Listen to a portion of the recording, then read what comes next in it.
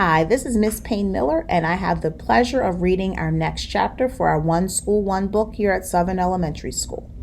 My chapter is Chapter 10, and the title is Garth versus AJ. I hope you enjoy the story. If you have dogs or cats, you have to be very careful not to let them get near Humphrey, Miranda warned the rest of the class when we returned to room 26. You can say that again, I squeaked, but she didn't. I still consider Golda Miranda to be a special friend, and I have a very clean cage to show for my weekend, as well as a new respect for rubber bands. But I also decided that even though Miranda is practically a perfect person, I was not in a hurry to stay with her again. AJ raised his hand and Miss Bisbane called on him. "May I have Humphrey this weekend? We don't have a dog or a cat," we bellowed. "Lower your voice, AJ. I'll let you know on Thursday. There may be other students who want Humphrey as well." At least half the hands in the classroom went up as kids started shouting, "Me, me!" I was quite flattered, but for some reason, the whole subject seemed to make Garth mad. Within minutes, he shot a rubber band at AJ. "Ouch!" AJ exclaimed loudly when he told the teacher what had happened. Garth denied it. "Humphrey did it," he said. Gail giggled. Miss Bisbane did not. "I don't believe a hamster can shoot a rubber band," she said sternly. "A lot she knows." The next day, Garth stuck his foot out and tripped Art as he went to sharpen his pencil. "I didn't do it. He's just clumsy," Garth protested when Miss Bisbane angrily scolded him. That same day, Garth pushed Gail at morning recess. He spent afternoon recess inside. "Garth Tugwell, you're halfway to Principal Morale's office right now." Miss Bisbane sounded really angry. Garth just shrugged his shoulders. On Wednesday, Garth sneaked back into the room while Miss Bisbane went to the office during recess, and he headed straight for my cage. The two of us were all alone in the room. "Well, Rat, why don't you just run away?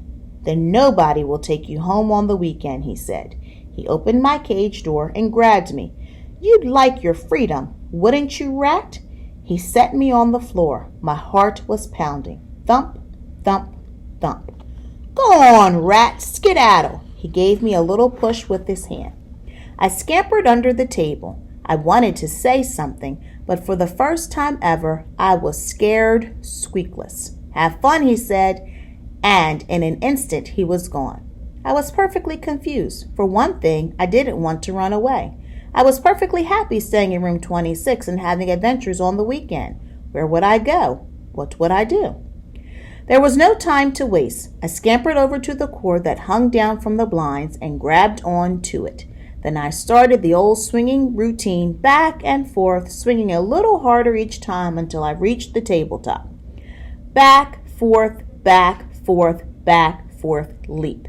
There wasn't time to think about my queasy stomach as I raced into my cage, slamming the door shut behind me.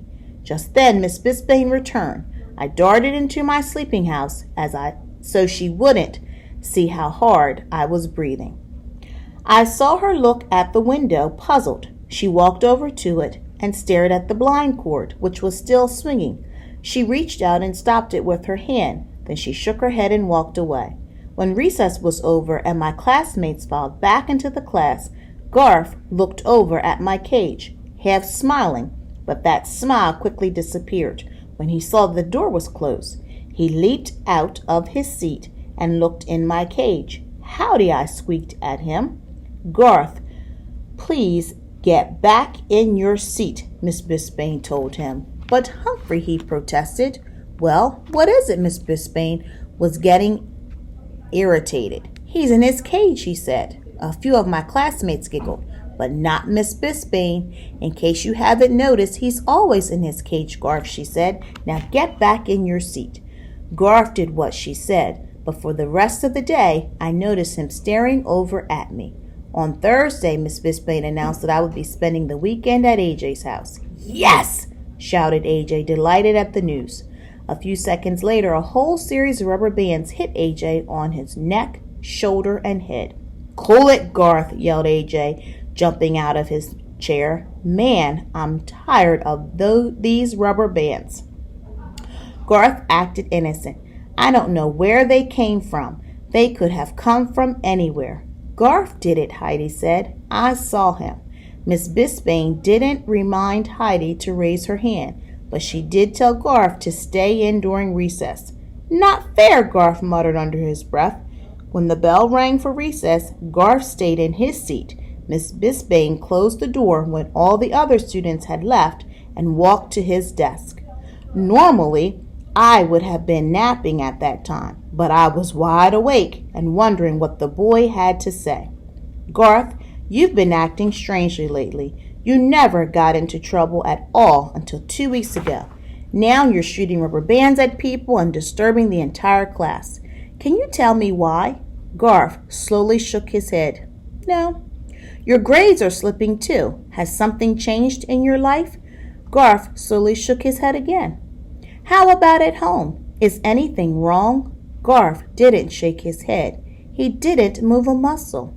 Should I talk to your parents about your behavior, Garth? Garth's face got very red. No, he said, with a choking sound. Miss Bisbane moved closer and put her hand on Garth's shoulder. Tell me what's wrong.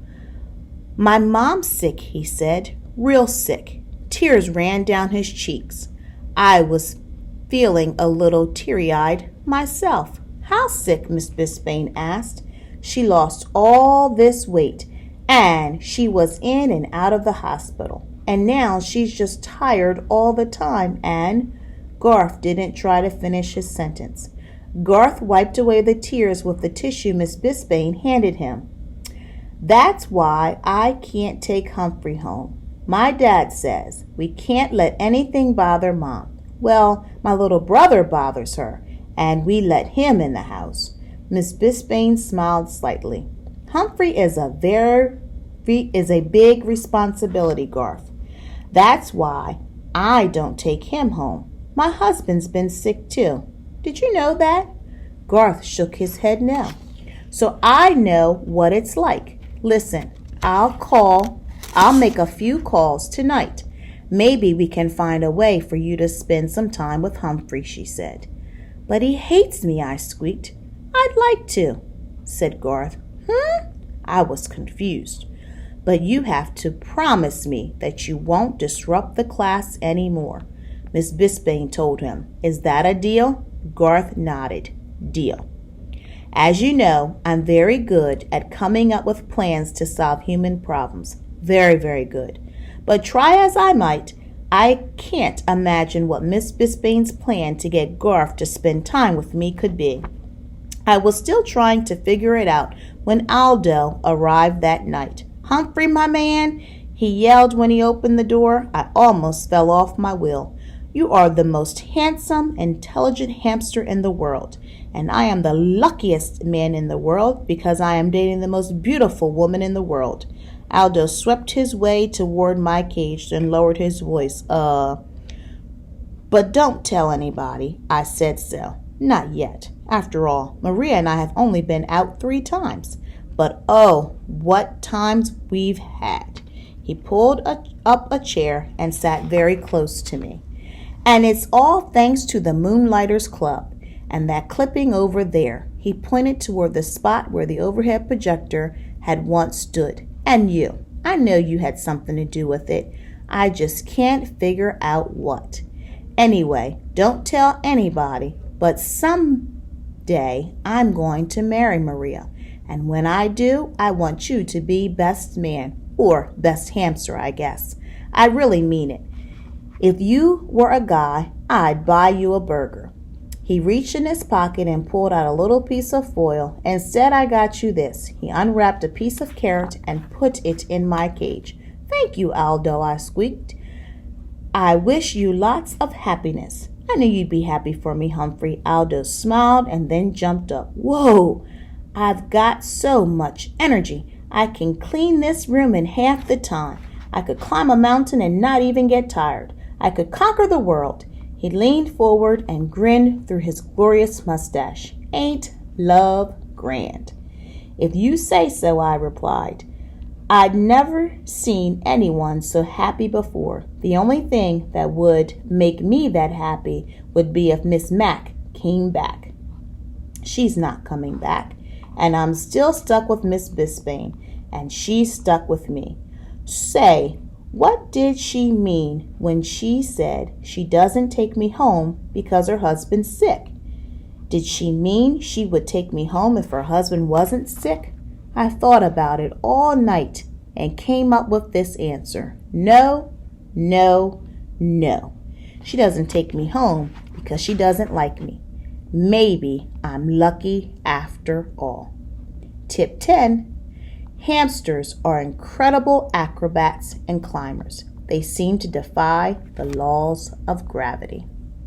I hope you enjoyed it and continue to read.